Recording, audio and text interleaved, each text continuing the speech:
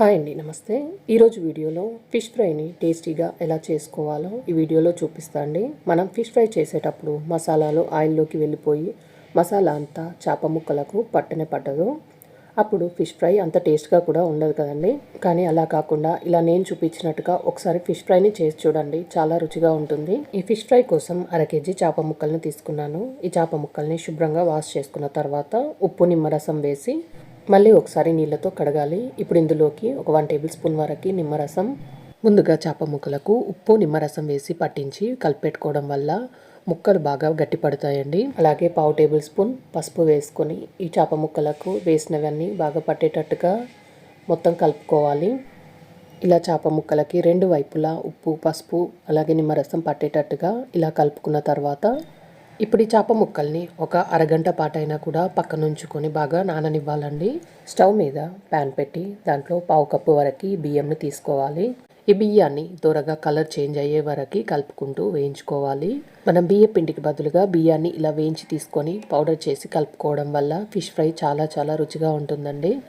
బియ్యం ఇలా దూరగా వేగిన తర్వాత వీటిని తీసేసి ప్లేట్లోకి వేసుకొని పక్కనుంచుకొని చల్లారనివ్వాలి.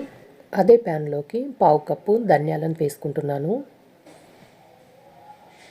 1 టేబుల్ స్పూన్ జీలకర్ర, 1 టేబుల్ స్పూన్ వరకు మిరియాలు, 1 ఇంచు అల్లం ముక్క, అలాగే ఒక 4-5 లవంగాలు, 1 టేబుల్ స్పూన్ సోంపు వేసి ఇవన్నీ వేగే వరకు ఒక 3-4 నిమిషాల పాటు కలుపుకుంటూ బాగా వేయించుకోవాలండి.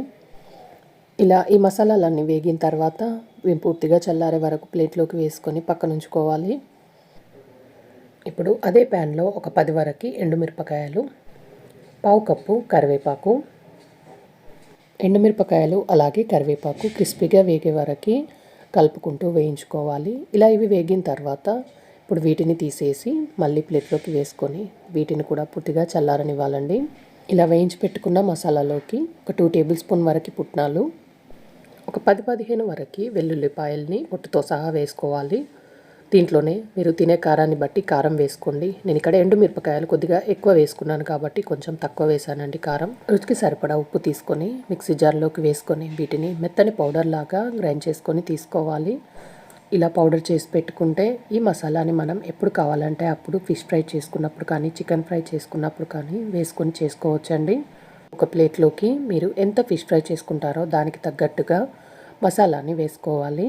నేను ఇక్కడ ఒక 2-3 టేబుల్ స్పూన్ వరకు వేసుకున్నానండి. ఇప్పుడు ఇలా ముందుగా మ్యారినేట్ చేసి పెట్టుకున్న చేప ముక్కలకు ఇలా మొత్తం మసాలా అంతా ఎక్కడ గ్యాప్ లేకుండా బాగా పట్టించాలి. ఇలా పట్టించిన తర్వాత ఇలా ముందుగా మీకు కావాల్సినన్ని చేప ముక్కలకు మసాలా పట్టించి ఇలా ప్లేట్లోకి ఒకసారి తీసుకొని పెట్టుకోవాలండి.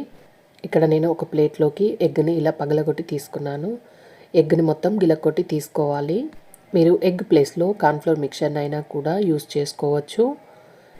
ఇలా ఎగ్ని బాగా మిక్స్ చేసిన తర్వాత మసాలా పట్టించిన చేప ముక్కను ఒక్కొక్క దాన్ని ఎగ్లో బాగా డిప్ చేయాలి.